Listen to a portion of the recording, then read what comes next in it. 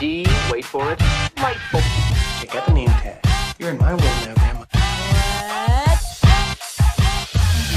What's up, nerds? So I just finished the Book of Boba Fett episode 5, and it was more like Mandalorian season 3 because Boba Fett was not in this episode, which was fine because it was a good episode. I enjoyed it very much so.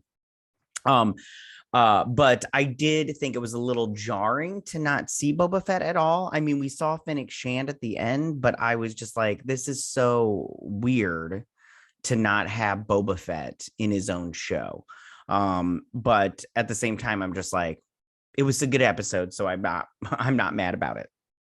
They also, there was they had the Naboo starfighter, which is my favorite starfighter in the Star Wars universe, so I'm happy that they did that. They changed it up a little bit and it's not yellow anymore. I love that it's yellow, but it's cool. And they had some really great like info about that starfighter, and I'll get to that when I break this down. And then Djarin did not take off his helmet, probably because Pedro Pascal wasn't there. He was probably because they're right now they're filming that is that a zombie show game, whatever, The Last of Us, I think that's what it's called. I don't remember. Anyways, he's in that, and I think that they're filming right now. So he didn't take off his helmet. He just voiced over. And I from what I understand, voicing stuff is way easier / quicker than filming stuff, even if it's just a small part. Like if he would have taken off his helmet, it would have been like not as long as not taking off his helmet, because they can just get a stunt double to do all this stuff. Anyways, all right. But there was a lot of other stuff that I liked in this episode. I love the ships and everything. And I loved, I love that he wants to get back to Grogu, but like, this is the thing. I love Baby Yoda, but if he's in this show though, I just don't know how I feel about I don't know. I love Baby Yoda, but maybe we need to move on. Okay. Yeah. All right. I'm going to stop yapping about this and break this sucker down, and everything. But before I get started, I just want to say that if you like what I do here and you enjoy independent content here on YouTube, please consider subscribing to my channel. YouTube is always changing up their algorithm, and small channels like mine, we always get shoved to the back of the line. So please ask that you like, share, and subscribe. And I thank you in advance. And I asked you to do this to any small YouTuber. I know that they would appreciate it as well. So moving on to the breakdown of this episode, starts out in this meat slaughterhouse thingy, which as soon as it popped up, it reminded me of that scene from Rocky, when they're in the the butcher thing, and he's like, yeah, but with aliens. So you got these, I don't know what these dog creatures are named and everything. But so we got this and everything, and then in pops Din Djarin, and I liked that. I was like, oh, this is gonna be fun and everything. So he's walking through here, and they're all looking at him like, what's he doing in here? And he walks into this back room, and he talks to this guy, and he's like, I'm looking for, and he says his name. I don't remember what it was. He's like, how do you know he's here? And then he pulls out a thing, and then he sets down this thing. He's like, yeah, he's like, well, he's not here, but if we see him, we'll tell him you're looking for him. And he's like, I'm looking at him right now. And he's like, that looks nothing like me. And a small piece of me wanted to be all like, I mean, you've got these little things, and that's what that picture has on it. It looks exactly like you. I couldn't see the tattoo or whatever on the hologram, but I was like, whatever, and everything. So he's like, I can take in dead or alive. And then I have questions about that later on, because he gets on a commercial transport, and I'm like, let's just say this guy gave up and he's like, fine, take me in. How would he take him in alive? He doesn't have a ship, which I'm like, and his new ship, I'm like, how does he fulfill bounties and take them alive? Like if I wanted a bounty and I was like, I need them alive, and you brought me their head, I'd be mad. I'd be like, no, you're not getting the bounty. That's not what we agreed on. So then he's like, you are surrounded. How are you going to take us and everything? And he starts the fight, and he's fighting, and then he pulls out the dark saber, and he starts using the dark saber, cutting into people, but he hurts himself. He hits his leg, and I'm all like, like you don't know how to use it. So he kills all these like dog guys, and then this guy, he throws him up on the table with a knife, and then he cuts him right in half. And then one of them, that guy right there, he's like, I don't want any more of this. So he leaves, and then he goes out, and there's a bunch of them. He's wounded, and there's a bunch of them, and they got weapons and stuff, and like cleavers and stuff. And they're like, coming at me, bro. And he's all like, listen, there's a bunch of credits in there. If you guys step out of the way, you guys can have all the credits you want and everything. And they're just like, okay, whatever. So they go in there and they take all the, they get all the guys' credits. So then we head over to this space station, which is just like this big ring. Now, they've had stuff kind of like this in Star Wars. If you remember in episode 3, when Plo Koon gets killed by Order 66, there's like this big ring kind of thing. And I'm assuming it's kind of like that. But I don't remember seeing this in any of the just this thing, but there has been also in Clone Wars season 6. There is a ring surrounding a moon that another Tuan Lee or Twilan, she dies there, that Jedi, because of one of the, I think it's 5s. He goes a little ballistic and kills one of them because of the chip in his head. But anyway, so they're on here and he's going through this city and he's hobbling and he gets on this elevator. And I love how this guy was just like looking at him like, oh, like, what's going on here, dude? And he gets up to this little club and everything. And he goes up to this person, this alien. I'm going to say woman because she sounded like a woman. And she's like, sit down, enjoy a meal with us and everything. He's like, no, I just want the bounty and everything. And he's all like, and he's like, and she's like, no, sit down and have a drink with us. And he's like, listen, if you're not going to give me the information, I can collect the bounty on this guy. There's plenty of people that will pay me for this. And she's like, and he's like, give me the information. And she tells him what he wants to know. And he basically wants to know where the other Mandalorians are. So he leaves, gets his bounty, takes the elevator down. He goes down here and he goes down these little ladders and he's there's the forger lady. I don't remember her name.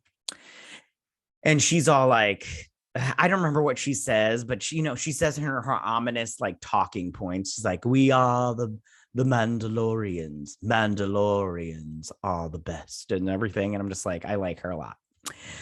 So she's like, heal him. And so this guy comes out and we saw him in season 1. I thought he had died, but he didn't. And he's like, thank you for protecting me on what's it called? I'm sorry for your loss. And he's like, there are 3 of us now. And I'm always like, are all these Mandalorians that aren't Djarin and Boba Fett going to talk like this? Because what's going on there? So then she's all like, how did this happen? He's like this and everything. And they're talking about the Darksaber. And this guy, as soon as he saw it, this Mandalorian, I don't remember his name. He was all like, he was like eyeballing it, like no joke. Like you could see him through his mask, like being all like, I want that now. So she's all like, this was forged by the first Jedi that was a Mandalorian that was a Jedi. And she's like, it must be one in combat. And if it's not one in combat and it's just given to the person, the Mandalore will fall. That was the prophecy and everything. And it's totally true because that's what happened. Bo-Katan was given the Darksaber and then it fell, which she has thoughts on Bo-Katan later. So then he's all like, so then she's like, you will help us build our clan again or whatnot. And I just want to say, as somebody that doesn't really care for heights, this little railing right here, there's no rails and there's no rails later when they're fighting and stuff. And I'm just like, you just fall out into space. I mean, like, she doesn't have it. These two have jetpacks on, but she doesn't have a jetpack on. She just fall out into space. I'm all like, okay, whatever, if that's your thing. So then they start to rebuild and he's all like, how did you get that? And he's like, I defeated Moff Gideon. He's like, where's Moff Gideon now? And he's all like, I gave him to the New Republic. He's going to take trial and their justice will be served. And he's like, if you say so.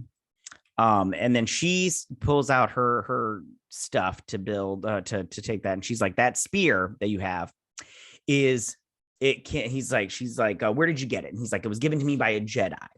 And it's how I was able to defeat Moff Gideon. And she's like, well, it can pierce Beskar armor, so it can hurt Mandalorians. And she's like, that's the thing. Beskar is not to be made into weapons; it's to be made into armor.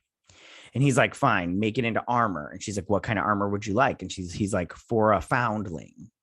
And then she goes on to talk about Mandalore. And then we see the fall of Mandalore. And I'm going to tell you right now, I wish they would do more of this because this was fascinating.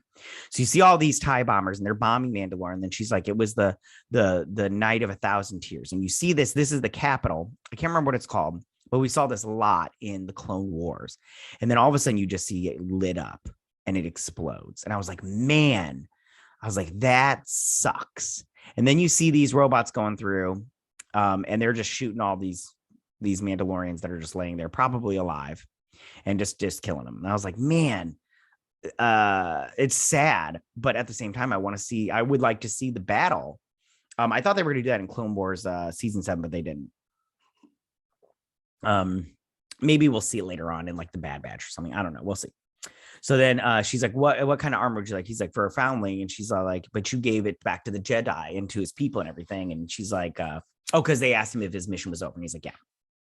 So he's like, what kind of armor would you like? And so she makes chainmail, which I was like, okay, whatever. I was like, we'll see. I'm pretty sure Baby Yoda will look like super cute in it. He looks cute in anything. She ties into this little bundle, and then she's training him how to use the dark saber, and it's something about it, like it's magnetic, and everything. So.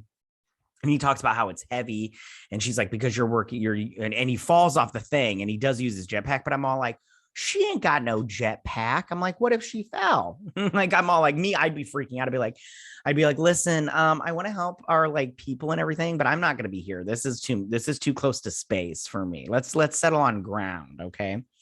And so she's training him, and she's just like, you're not using you're fighting against the lightsaber, not your opponent. And then this guy comes out and he's like, maybe it belongs in better hands. He's like, my ancestors forged that. It should return to me and my house, kind of thing. And she's all like, so he's challenging him, and look at him. He's ready to go. And she's like, do you accept? And he's like, yeah. So they take off their jetpacks and they start fighting. And he has this little, Captain America shield, but a hologram, and like this little knife that's all like vibrating and everything. And they're fighting, and Din Djarin is losing because this guy is built like a shit brick house and everything. And he takes the dark saber, but then Din Djarin gets the upper hand and gets the knife at his throat. And she's like, enough. And I think she did that because she's like, listen, there's only 3 of us left. So maybe if you could not kill the only other one we have, the only other Mandalorian we have, that'd be great. And so she's like, she asked this guy, have you ever taken off your helmet? He's like, no. Has anybody ever forcefully taken off your helmet? He's like, no. And she's like, Din Djarin, have you ever taken off your helmet? And he doesn't answer. And she's like, you took a vow? And he's like, yes, I've taken off my helmet. And she's like, you are no longer a Mandalorian. And he's like, how can I be forgiven for this? And she's like, you must bathe in the fires of the mines of Mandalore. And he's like, but they've all been destroyed. And she's like, this is the way. So, I mean, I'm pretty sure he'll do it just because. I forgot to mention. Okay, so they did talk about Bo-Katan, and she basically said she wasn't a fan of Bo-Katan because Bo-Katan didn't win the Darksaber. She was given the Darksaber, and she fancied herself a leader, and she really wasn't that great of a leader, apparently. And so she's like, you need to leave now. And so he leaves, and he goes and gets on this commercial ship right here. Which again goes back to that first bounty that he got. How did he get here? And if he got on a commercial, how would he have brought that guy back home? I mean, maybe he would have, like a prisoner transport kind of thing. Okay, so he can't take his weapons on. This robot's like, you can't get on a commercial flight with weapons, dude. So he's like, so he takes out all his weapons. He's like, these better be here when I get back or when we land, because I know how much and what's going on here. So he gets up in here, and the ship takes off, and he's sitting here and everything. And this little Rodanian, pops up behind the seat and everything. And but he sees this little thing that she tied, and it reminds him of Grogu. Everything's reminding him of Grogu. And me, I go, listen, I love that little cutie patootie, but time to move on. Okay. Because I don't see Grogu being a better Mandalorian than a better Jedi. We need to see him as a Jedi because it'd be cool. Anyways. So they land on Tatooine. He gets off, and all of his weapons are there. That knife is pretty cool. And so then we go over to her little shop and everything, and she's trying to kill a Wampa rat, and it gets her. And then Din Djarin comes in and shoots it. And she's like, what an entrance. I didn't like that line. I thought it wasn't delivered well. And I thought that it was a weird line to say anyways. But, whatever. It's fine. I don't write the show. I just watch it. Although I do have some Star Wars ideas, but I'm not going to tell you them because you'll just take them. Anyways, so she's all like, he's like, I got your message. She's like, what message? She's like, that you got me a Razor Crest replacement. And she's like, oh yeah. She's like, you got the money. And she's like, and then she shows him, and this is a Naboo starfighter. And I love these starfighters. They're so sleek. Well, this one's not. It's all tore up, but it's sleek. They're beautiful and everything. They're my favorite starfighter in the Star Wars universe. Not my favorite ship, just my favorite starfighter, because of their sleekness. It's just beautiful. And so she's all like, and she talks about how it's not on the grid because it's pre-Empire. And so she talks about how she's gonna fit. He's like, basically like, I don't want it. I wanted a Razor Crest. And she's like, I didn't say I had a Razor Crest. I said I had a replacement for the Razor Crest. And so she talks him into helping her to rebuild it and everything. And they get this little engine thing. And he's like, how'd you get this? And she's like, the Jawas. They can pretty much find. I tell them what I want, and they get it. And he's like, I talk to him. So they come in. And she's like, and everything. And she talks about how she used to date one. She's like, they're furry, which fascinates me because I've always wondered what Jawas look like underneath those cloaks. You know, we've got the little black faces with the glowing eyes, but I'm like, what do you do when they take those off? And apparently they're furry. Maybe she's into that, you know, or at least she was at one time. So then she's all like, yeah, give him a wish list and they can find you what he want. And he tells him about this coil or whatever. And they go look, but before he leaves, he's like, hey baby, you want to date? And she's like, no, I'm working on myself, which I thought that was pretty funny. Or maybe that happens later. I don't remember. It doesn't even matter. So then they do this montage of building it and everything. And they get rid of all the yellow, which I disagree with. I think the yellow is great. Plus, it's my favorite color. And they bring in this coil thing, and he's like, how did you find it? And they stole it off of a spice ship that belonged to the Pikes. And she talks about how since the Pikes came in and started moving spice, things have gone to hell. So they get out the ship, and she's like, why don't you take it for a test run? I like how she was all like, he's like, that's a lot of engine for such a little ship. And she's like, just listen to it purr kind of thing. So he gets up and she's like, take it for a spin. So she takes it. He goes through the city and then he starts going. And then and this is very reminiscent of the pod race in episode 1 that we saw that Anakin did. Because it's a lot of like parallels and stuff. But so she's like, you know, keep going a little further and you'll get to oh shoot, what's it called? Beggar's Canyon. So he's going through, and this is so reminiscent of it. And then he finds Beggar's Canyon, and look at that. That's so reminiscent. And he goes through, you get this from episode 1. They pass straight through this part again. Even that little ramp, that's the ramp. I think that's the ramp that he goes up into space, because then he's all like, let's do this. And then he goes up into space. And if you remember, he flies up, Anakin does, and then he comes back down. He didn't come back down. He just kept going into space. And then he does this little flyby with this kid, and he, you know, nods to it, and the kid's all like, what? And everything. And then he flies around the ship, and then some X-Wings pop up, and he's all like, hey, you're not allowed to get that close to a commercial star cruiser. He's like, sorry. And he's like, can I get your driver's license and registration? And he's all like, I don't have it registered yet because I'm just test flying it and everything. And he's all like, hey, and then this guy who we saw before, he's from Kim's Convenience, never seen it before. But I do like this pilot. And he's like, hey, your voice sounds familiar. It has a thing with a Razor Crest a little while ago. And he's all like, I don't know what you're talking about. But then he turns on this little thing and he just flies. And he's like, and they're like, hey, he didn't power up his hyperdrive. Should we, you know, go and fill some stuff out? And he's all like, if you want to fill out paperwork, buddy, all day, go ahead and do it. So he lands, and then he gets out, and he's like, hey, there's a woman looking for you, but I sent her away. And she's like, who was it? She's like, Finnick Shand. And so she's like, what do you want? And he's like, Boba Fett wants to hire you as muscle. Because he's like, what's the job? And she's like, he wants to hire you as muscle. Not a bounty. And he's like, tell Boba Fett it's on me. I don't want the bounty, but I gotta go see a little person, or what he says. Yeah. So he's gonna go. I think next episode we're gonna see Din Djarin and again Grogu, which will be fun. But at the same time, I don't know how I feel about Grogu coming back. It feels like that's a step backwards as far as Mando's story goes, but we'll see. I'm excited to see what happens. So overall, again, this is the best episode this season. And what's really depressing about that is It's not, it has nothing to do with Boba Fett. Like Boba Fett wasn't in this episode. So I just go like, what are you guys doing right now with Boba Fett? Boba Fett is my favorite Star Wars character, and they're just ruining him because he's like, he doesn't kill anybody. He's all like, I want to help out the people. And I'm all like, this is not Boba Fett. Like Din Djarin acts more like Boba Fett than Boba Fett acts like Boba Fett. So that is my there's rumors that there was rumors that Han Solo is going to show up in this one. I also saw rumors from another YouTuber that all three of the trio from the original was going to show up. They were just going to have a stand-in for Carrie Fisher and then put her face digitally over that stand-in. That'll be interesting if they do that, and Luke. It'll be interesting, but we'll see. I'm not opposed to anything. I love Star Wars. I love this universe. You know, Disney hasn't done my favorite things with the Star Wars universe, but I'm here to see what happens and comment on it. But yeah, those are my thoughts, you guys. Tell me, what did you guys think about this episode? Did you like this episode? Did you not like this episode? Do you wish that this Book of Boba Fett would just go away and they just start up Mando season 3? Who's your favorite character? What's your favorite Star Wars ship in the Star Wars galaxy? Go ahead and leave all your comments in that section down below. If you like this video, go and hit that like button. I won't mind if you're new to my channel. Please hit that subscribe button. I'd greatly appreciate it. And I will see you guys next week on my Book of Boba Fett breakdown and review. You guys have a good day. May the Force be with you. Bye.